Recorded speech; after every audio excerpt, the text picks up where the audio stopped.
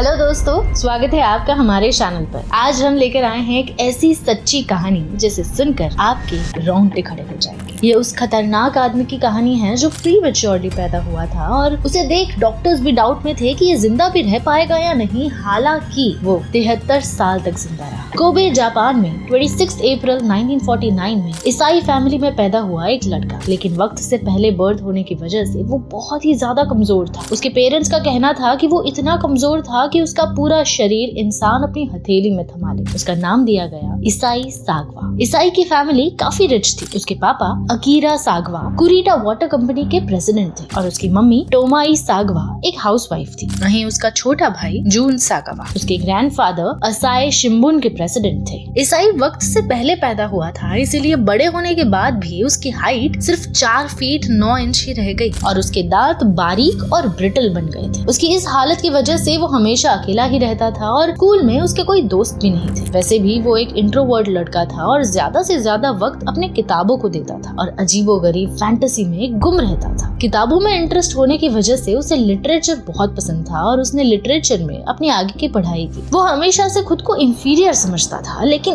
उसे सुंदर लड़कियां बहुत पसंद थी, स्पेशली अमेरिकन या यूरोपियन लड़कियां। अपने एक इंटरव्यू में ईसाई ने खुद बताया था कि जब वो स्कूल में था तो एक दफा उससे अपने क्लासरूम में उसके बेंचमेट एक लड़के की थाईज उसे बहुत पसंद आ गई थी, जिसे देख उसे अपने बेंचमेट के थाईज को चबाकर खाने का मन किया। उसकी ये सोच बहुत ही अनकॉमन थी और डरावनी भी थी। वैसे देखा जाए तो उसकी ऐसी सोच को उसकी फैमिली की वजह से ही बढ़ावा मिला था। अक्सर उसके अंकल हर फेस्टिवल में एक राक्षस का रोल प्ले करते थे जो अंत में इंसानों के मांस खा जाता था। हालांकि छोटे बच्चे ऐसे ड्रामा को देखकर डर जाते हैं, लेकिन ईसाई को ये सब देखना बहुत पसंद था और वो इसीलिए अपने आसपास के लोगों को देखकर उसे उन लोगों को खाने का मन करता था।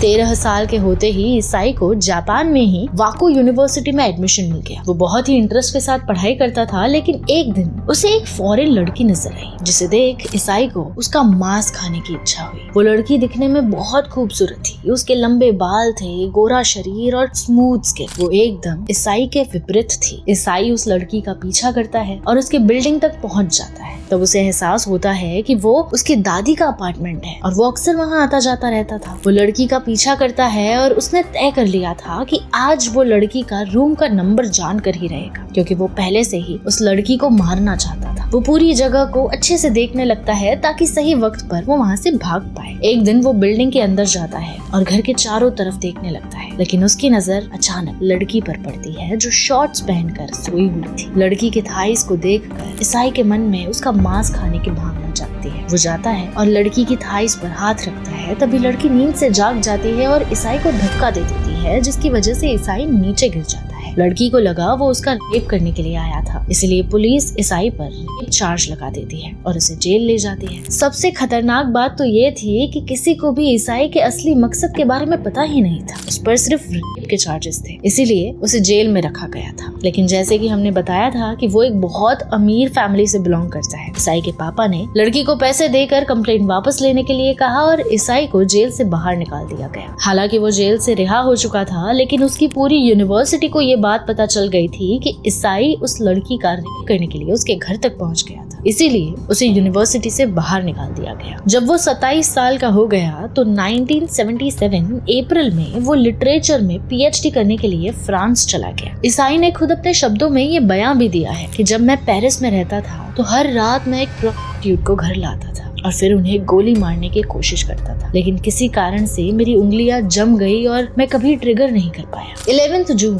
1981 ईसाई तब 32 साल के थे। उन्होंने बताया कि रेनी हर्टवेल्ट उनकी एक पुरानी बैचमेट थी, डच लड़की थी। उनको उन्होंने अपने स्कूल असाइनमेंट के लिए पोम में मदद करने के लिए अपने अपार्टमेंट में रात को खाने के लिए इन्वाइट किया। ईसाई ने उसे मार कर उसे खाने की पूरी प्लानिंग बना ली थी। ईसाई खुद को कमजोर, बदसूरत और छोटा मानते थे और दावा करते थे कि वो उसकी पावर को बढ़ाना चाहते हैं। वो लड़की महज 25 वर्ष की थी और उसका कद 5 फीट 10 इंच था। रेनी के आने के बाद उन दोनों ने साथ डिनर किया और जब वो रात को पोम के काम के लिए उसके डेस्क पर बैठी थी तब ईसाई ने राइफल से उसकी गर्दन में गोली मारी। ईसाई ने कहा कि उसे गोली मारने के झटके के बाद वो खुद भी बेहोश हो गए थे, लेकिन इस एहसास के साथ जाग गए कि उन्हें अपनी प्लानिंग को अंजाम देना है। ईसाई ने उसकी लाश के साथ किया, लेकिन वो उसकी त्वचा में काट काट नहीं सका क्योंकि उसके दांत तेज नहीं थे। इसीलिए वो अपने घर से बाहर निकला और जाकर एक बड़ा सा चाकू खरीद कर आया। ईसाई ने रैनी के शरीर के अलग अलग हिस्सों को काट कर खाया, उसके ब्रेस्ट, उसके चेहरे, पैरों, जांघों और गर्दन तक को या तो कच्चा या तो पका हुआ खाया, जबकि दूसरे भागों को उन्होंने अपने रेफ्रिजरेटर में प्रिजर्व करके रखा। इसावा ने खाने के पहले रैनी के शरीर की तस्वीरें भी ले ली थी। एक बार जब रैनी के शरीर के बचे हुए हिस्से जो उसने अभी तक नहीं खाए थे वो सड़ना शुरू हो गए, तब इसावा ने अपने घर के पास ही एक पार्क में झील में रैनी की लाश के हिस्सों को डंप करने की कोशिश की। उसके शरीर के अंगों को 2 सूटकेस में भर लिया, लेकिन वो पकड़ा गया और फ्रांस की पुलिस ने 4 दिन बाद उसे गिरफ्तार कर लिया। ईसाई के रिच पापा ने बचाव के लिए एक वकील अपॉइंट किया और 2 साल तक मुकदमे के इंतजार में रहने के बाद ईसाई को कानूनी रूप से पागल पाया गया और फ्रांसीसी कोर्ट जॉन लुई ब्रूगुएर ने मुकदमा चलाने के लिए मना कर दिया, जिसने उन्हें एक मेंटल हॉस्पिटल में उम्र भर तक रहने का ऑर्डर दिया। लेखक इनुहिका योमाटो के बाद ईसाई के मर्डर का लेखा जोखा जापान में इन द फॉग नाम की किताब के तौर पर पब्लिश किया गया था। जैसे कि फ्रांस में ईसाई के खिलाफ आरोप हटा दिए गए थे, फ्रांसीसी अदालत के डॉक्यूमेंट्स को सील कर दिया गया था और जापानी ऑफिसर्स को जारी नहीं किया गया था। आखिर में ईसाई को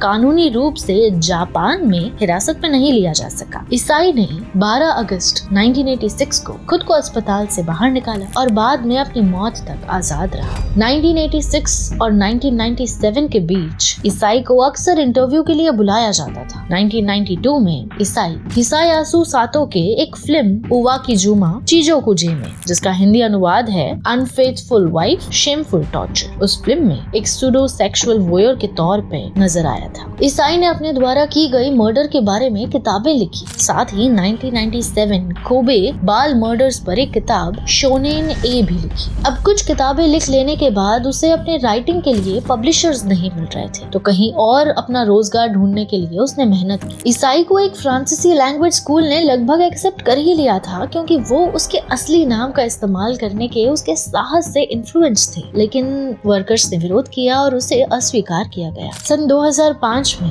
ईसाई के मम्मी पापा की मौत हो गई, लेकिन ईसाई को उनके अंतिम संस्कार में शामिल होने से रोका गया। सन 2013 में ईसाई को मेंटल स्टेबिलिटी की वजह से अस्पताल में भर्ती कराया गया था। उसके बाद उसकी अजीबोगरीब फैंटेसी भी बंद हो चुकी थी। बाद में वो अकेला ही रहता था, मगर उसे किसी की मदद की जरूरत पड़ती थी, पर ये कसर उसके छोटे भाई या उसका एक केयर टेकर पूरी कर दिया करता था। उस समय उसने दावा किया था कि उसे उसके जुनून पर पछतावा है। 24 नवंबर 2022 को 73 साल की उम्र में टोक्यो के एक अस्पताल में निमोनिया की वजह से ईसाई सागावा की मौत हो गई। तो दोस्तों, ये थी ईसाई सागावा की जिंदगी की दर्दनाक कहानी। कमेंट करके हमें जरूर बताइएगा कि आपको ये कहानी कैसी लगी, और ये भी बताइएगा कि आगे आप कौन से केस के बारे में डिटेल में जानना चाहते हैं। आज की वीडियो हम यहीं एंड करते हैं। मिलेंगे आपसे अगली वीडियो में एक नए क्राइम पर चर्चा के लिए। तब तक के लिए अलविदा अलविदा अलविदा।